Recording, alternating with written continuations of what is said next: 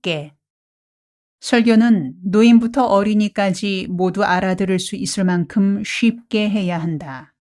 나도 초보 설교자이던 젊은 전도사 시절에는 대학 때 전공이 철학이었던지라 철학 용어를 섞어가며 어렵게 설교하곤 했다.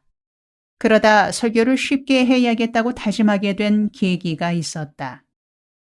청계천 빈민촌에서 개척교회를 하던 시절이었다. 판잣집 한 채를 구입하여 교회로 개조한 후 흙바닥에 가마니를 깔고 사과 괴짝 둘을 포개어 강대상으로 삼아서 예배를 드리기 시작하였다. 빈민촌의 껌파리, 넝마주의, 노점 장사꾼인 교인들 앞에서 철학적인 설교를 했더니 교인들이 설교 시간에 졸기 일쑤였다. 아예 코를 골며 자는 사람까지 있었다. 반년쯤은 그냥 참고 지내다가 좀 친해진 후에 졸고 앉은 교인들을 나무랐다. 여러분, 예배당이 여관방인 줄 아세요? 헌금 조금 낸 걸 여관비 낸 걸로 생각하세요? 설교만 시작하면 주무시니 보기에 민망하구만요. 그랬더니 앞자리에서 졸고 있던 할머니가 잠결에 내 말을 알아듣고는 나를 쳐다보며 말했다. 아이고, 젊은 사람이 그리 말하니 딱 커요. 우릴 재우면서 존다고 나무라면 어쩐다요. 할머니, 그게 뭔 말이에요? 내가 자장가를 불렀나요? 재운다뇨? 도대체 뭔 말인지 알아듣도 못할 소리를 하면서 존다고 나무라면 어째요? 알아들을 수 있는 말을 해야 안 졸제. 나는 할머니의 말에 말문이 막혀 더 할 말이 없어졌다. 그날 밤 곰곰이 생각했다. 할머니의 말이 옳다. 제대로 철학 공부도 못했으면서 빈민촌에 와서까지 칸트니 하이데거니 철학자들의 이름을 들먹여대니 그들이 잘 수밖에 없는 것이다. 이제부터 내 설교를 고쳐야겠다. 무조건 쉽게 하는 거다. 할머니도 초등학생도 알아들을 수 있게 설교하자. 이런 결론을 내리고는 빈민촌까지 가져갔던 철학책들을 모두 골라 한 켠에 쌓았다. 다음날 아침 엿장수가 가위를 짤랑이며 지나가기에 불렀다. 아저씨, 이 책 몽땅 엿으로 바꿔주세요. 아따, 책이 엄청 많구만요. 오늘 가져온 엿으로는 모자라니 책은 지금 싣고 가고 엿은 하루에 3판씩 나오니까 내일 나오는 것까지 갖다 드리겠수다. 아닙니다. 오늘 엿만으로 끝냅시다. 내일은 안 주셔도 됩니다. 그리고는 마을 아이들을 모두 불러 모아 엿잔치를 하였다. 엿은 빨리 못 먹는다. 애들이 온 얼굴에 흰 가루를 묻히고는 엿가락을 손에 들고 골목길을 뛰어다니며 엿 3판을 다 먹는데 하루 종일 걸렸다. 그 후로 나는 낮 동안에 교인들의 작업장을 찾아다니며 도왔다. 손술에 사과 파는 집으로 가서는 소리를 높여 손님을 끌었다. 시민 여러분, 맛있는 대구 능금이 10개 1,000원이요. 1,000원을 다 받느냐? 꺾어 700원. 여러분, 산에 가야 범을 잡고 도랑에 가야 가재를 잡고 여기 와야 꿀 사과를 먹습니다. 이런 식으로 하루에 한두 집씩 길가에서 좌판 깔고 장사하는 분들을 도우며 다녔다. 그러기를 2달 계속하니 가난한 주민들의 언어 세계에 동화되어 같은 수준으로 이야기를 나눌 수 있게 되었다. 그리고 설교할 때도 그들이 사용하는 용어를 쓰니 조는 사람이 없어지고 눈을 반짝이며 설교를 듣고는 아멘 아멘 화답하기까지 발전하였다. 게다가 헌금도 더 많이 나오는 게 아닌가. 물론 얼마 안 되는 금액이지만 설교가 달라지니 교인들의 반응이 달라지는 것이 신통하였다. 그 뒤로 나는 설교에 대하여 원칙이 생겼다. 설교는 쉽게 해야 한다. 예수님의 가르치심이 얼마나 쉽고 간결한가. 즐겁게. 설교자의 큰 죄 중 하나가 설교 듣는 교인을 지루하게 하는 죄다. 실제로 설교 시간에 지루하여 주리를 틀며 앉아있게 하는 설교자들이 있다. 그래서 교인들이 설교 듣다가 화가 나서 가져간 헌금도 내지 않고 그냥 가져와 버리기도 한다. 내가 목사 되기 전 옛날에 그렇게 해봐서 안다. 설교는 설교자도 즐겁고 듣는 성도들도 즐거워야 한다. 비단 설교만이 아니라 교회 다니는 것이 즐겁고 보람 있어야 하고 신앙 생활 자체가 즐겁고 기뻐야 하는 것이다. 바울 서신 중에 빌립보서를 기쁨의 책이라 일컫는다. 바울이 로마의 옥중에서 빌립보 교인들에게 보낸 편지다. 그는 옥중에 있는 사람답지 않게 계속 기쁨을 이야기한다. 나는 기뻐하고 너희 무리와 함께 기뻐하리니 이와 같이 너희도 기뻐하고 나와 함께 기뻐하라. 빌립보 2장 17에서 18절. 나의 형제들아, 주 안에서 기뻐하라. 너희에게 같은 말을 쓰는 것이 내게는 수고로움이 없고 너희에게는 안전하니라. 3장 1절. 이 말씀에 따르면 주 안에서 기쁨을 누리는 삶이 성도들의 안전을 보장해주는 보험이라는 것이다. 우리가 안전을 위하여 자동차 보험을 들고 건강보험을 들듯이 기쁨을 누리며 사는 삶이 영적 보험이라는 말이다. 우리 신앙의 깊이를 측정할 수 있는 기준이 있다. 하루하루 살아가는 삶에 기쁨이 있으면 은혜가 있는 신앙이요. 짜증이 나고 우울함을 느끼면 은혜에서 멀어진 증거가 된다. 예수님도 잡히시기 전 제자들과 나누신 마지막 교제에서 예수님 안에 있는 기쁨을 우리도 충만히 누리기 원하신다고 하셨다. 지금 내가 아버지께로 가오니 내가 세상에서 이 말을 하옵는 것은 그들로 내 기쁨을 그들 안에 충만히 가지게 하려 함이니이다. 요한복음 17장 13절. 오늘을 살아가는 우리에게도 그대로 적용되는 말씀이다. 모름지기 설교자는 설교 듣는 성도들에게 예수님께서 우리에게 주기 원하시는 기쁨을 전하고 삶이 즐겁도록 이끌어줄 수 있어야 한다. 깊이 있게. 설교가 쉽고 재밌기만 하다면 만담 수준에 머물고 말 것이다. 한국교회 설교자 중에는 특별히 많이 웃기며 설교하는 분들이 있다. 좋은 일이다. 그러나 듣기에 즐겁기만 하고 깊이가 없다면 설교로서는 곤란하다. 재미에 깊이가 더해질 때 좋은 설교가 된다. 깊이의 차원이 결여된 설교는 어쩔 수 없이 실패한 설교가 되고 만다. 깊이 있는 설교는 먼저 깊은 기도에서 비롯된다. 깊은 기도에서 길러진 영성을 바탕으로 말씀을 깊이 있게 전달할 때 비로소 좋은 설교가 된다.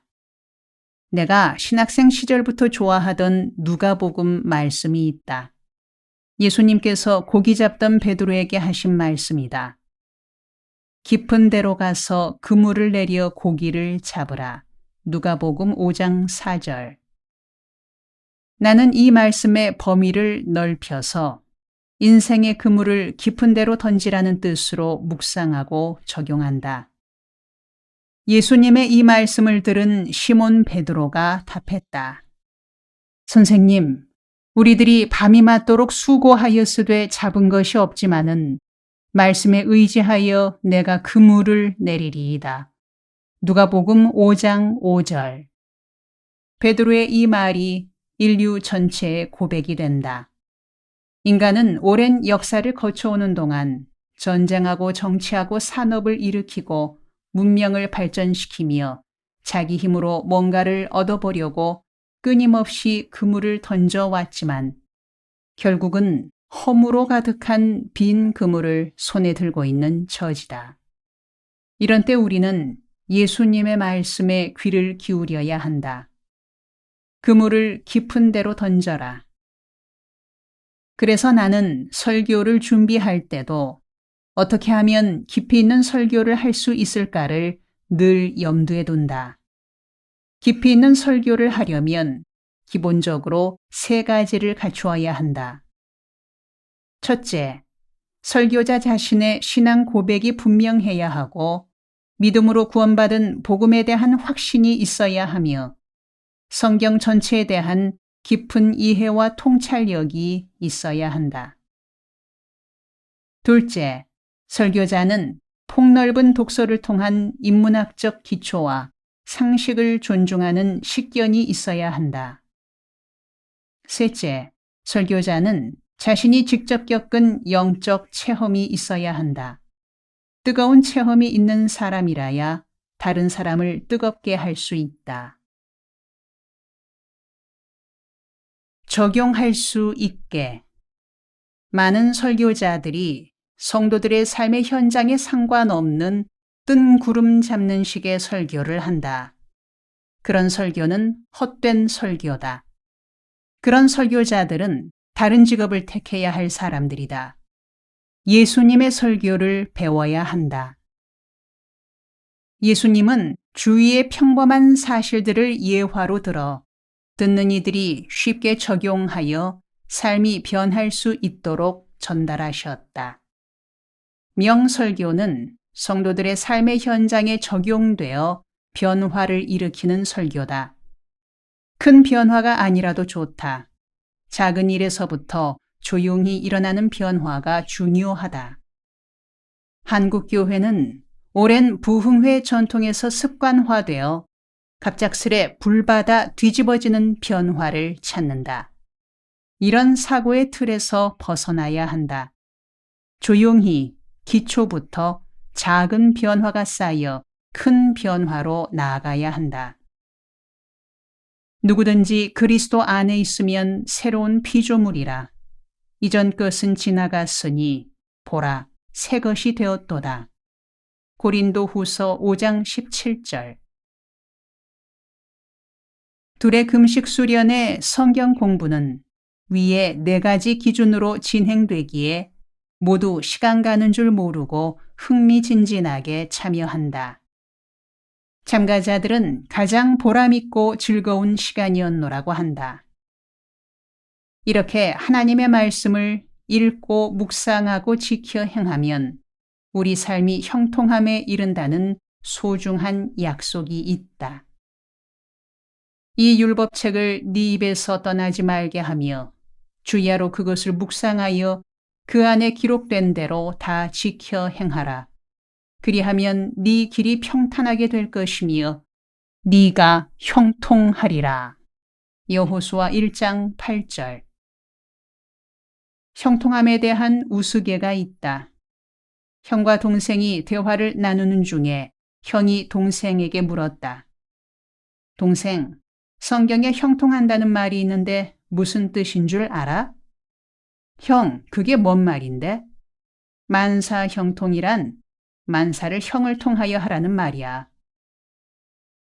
만사를 형을 통하여가 아니라 하나님의 말씀을 따라 행할 때 우리 삶이 형통함에 이른다는 것이 성경의 약속이다.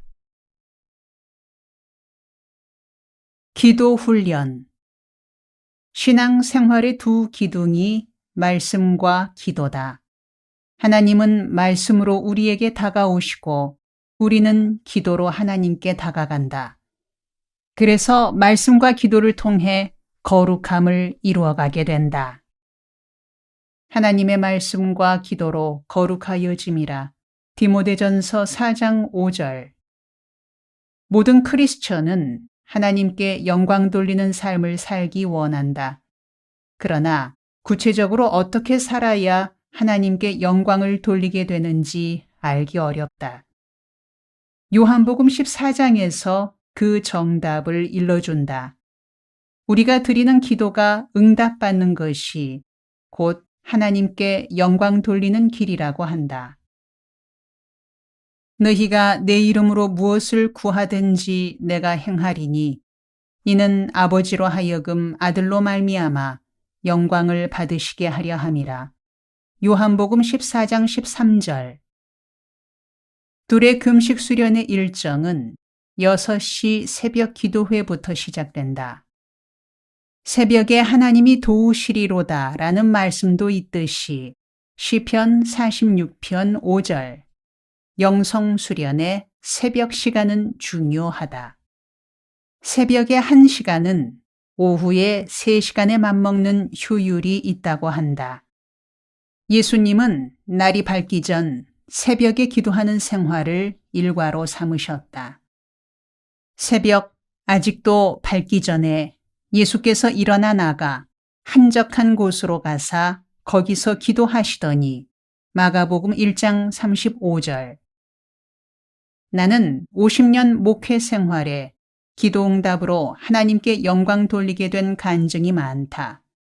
지금 몸담고 있는 동두천 두레마을에도 건물 하나하나에 기도응답의 간증이 깃들어 있고 지난 10년간 달마다 해마다 기도응답이 쌓여 오늘에 이른다. 나는 어떤 새로운 사역을 시작할 때 먼저 기도로 하나님께 묻는다. 기도 중에 확신으로 임하는 응답을 따라 일을 시작한다. 그 과정은 3단계를 거친다. 각 단계마다 일주일 기간으로 기도드린다. 1단계는 내가 마음에 작정하는 새로운 사역이 예수님의 이름으로 교회와 결례를 섬기는데 꼭 해야 할 일인지 아닌지를 묻는 기도다. 이 과정에서 꼭 해야 할 일이라는 확신이 임하면 다음 단계로 들어간다. 2단계는 꼭 해야 할 일이라면 내가 할 일인지 아니면 다른 사람들이 하도록 두어도 될 일인지 묻는 기도를 드린다. 내가 감당해야 할 일이라는 확신이 오면 다음 단계로 기도를 이어간다. 3단계는 내가 꼭 해야 할 일이라면 지금 시작해야 하는지 아니면 조건이 갖추어질 때까지 기다려야 하는지를 묻는다. 이 질문으로 다시 일주일 동안 기도드린다. 지금 당장 해야 할 일이라는 확신이 임하면 무조건 시작한다. 사람 준비가 안 되고 예산이 없고 노하우가 갖추어지지 않아도 그냥 시작한다. 진행하는 중에 필요한 사람이 모이고 예산이 확보되고 일의 요령도 체득하게 된다. 물론 시행착오도 숱하게 겪었다. 아픔도 있었고 희생도 적잖았다. 그럼에도 나는 행복하다. 임마누엘 하나님께서 고비고비마다 인도하셨음을 믿기 때문이다. 이런 과정을 거치며 지난 50년간 둘의 목회를 진행해왔다. 성경에서 호흡은 기도의 상징이다. 사람이 숨쉬기를 그치면 생명을 잃듯이 기도 생활을 중단하면 죽은 영혼이 된다. 크리스천이라면 누구나 기도 생활하기를 원한다. 그러나 기도가 생각대로 잘 되지를 않는다. 모처럼 기도하려면 잡념이 일어나 흰 동그라미 2개가 눈앞에 어른거리고 마음이 헛도는 타이어처럼 산만하여 집중이 되지 않는다. 이런 고비를 넘기고 기도가 습관화되려면 훈련을 쌓아야 한다. 누가복음에 보면 예수님께는 기도가 습관이었다. 예수께서 나가사 습관을 따라 감람산에 가심에 제자들도 따라갔더니 유혹에 빠지지 않게 기도하라 하시고 누가복음 22장 39에서 40절. 누가복음은 예수님이 기도하시는 모습을 특히 강조한다. 예수님은 12제자를 세우시기 전에도 밤새 기도하셨고 인기가 최고로 높아져 군중이 구름대처럼 모여들 때도 한적한 곳으로 피하여 기도하셨다. 예수의 소문이 더욱 퍼짐에 수많은 무리가 모여오되 예수는 물러가사 한적한 곳에서 기도하시니라. 누가복음 5장 15에서 16절. 이렇게 예수님의 기도처럼 생활화되려면 꾸준히 훈련해야 한다. 또한 예수님은 기도드리는 자의 자세에 대하여 일러주셨다. 구하라, 그러면 너희에게 주실 것이요. 찾으라, 그러면 찾아낼 것이요. 문을 두드리라, 그러면 너희에게 열릴 것이니 구하는 이마다 받을 것이요. 찾는 이는 찾아낼 것이요. 두드리는 이에게는 열릴 것이니라. 누가복음 11장 9에서 10절. 이 말씀을 뒤집어 생각하면 구하지 않으면 얻지 못하고 찾지 않으면 찾아내지 못하고 두드리지 않으면 열리지 않는다는 말이 된다. 다른 말로 표현하면 기도해야 얻게 되고 기도해야 찾게 되고 기도해야 열린다는 뜻이다. 기도가 그래서 중요하다. 이 시대는 너무나 산만하고 집중이 어려운 시대다. 이런 환경에 기도에 집중하기란 쉽지 않은 일이다. 그러기에 기간을 정하여 금식하며 기도에 집중하는 훈련을 한다. 장 칼뱅은 개신교 신학의 기틀을 마련한 책 기독교 강요에서 금식의 중요함을 이렇게 강조하였다. 중요한 문제를 놓고 기도할 때는 금식이 좋다. 금식은 마음을 더욱 간절하게 하고 기도에 전념하게 한다. 배가 부른 상태에서 하나님께 집중하기란 쉽지 않다. 그런데 모든 기도가 궁극적으로 추구해야 할 목표가 있다. 너희가 악할지라도 좋은 것을 자식에게 줄 알거든. 하물며 너희 하늘 아버지께서 구하는 자에게 성령을 주시지 않겠느냐 하시니라. 누가복음 11장 13절. 모든 기도의 최종 목표는 바로 성령 받는 것이다. 성령 충만한 은혜로 들어가면 다른 잡다한 기도 제목은 그 속에 다 포함된다. 우리가 시원찮은 아버지라도 자식에게 좋은 것을 주는데 하물며 선하신 하나님 아버지께서 구하는 자에게 당연히 성령을 주신다는 이 약속을 믿고 기도드려야 한다. 금식 기도를 시작할 때는 각자 지닌 기도 제목이 다를 것이다. 그러나 결론은 성령 받아 기쁨 충만, 은혜 충만, 감사 충만의 경지로 나아가는 것이다. 다음 편에 계속됩니다.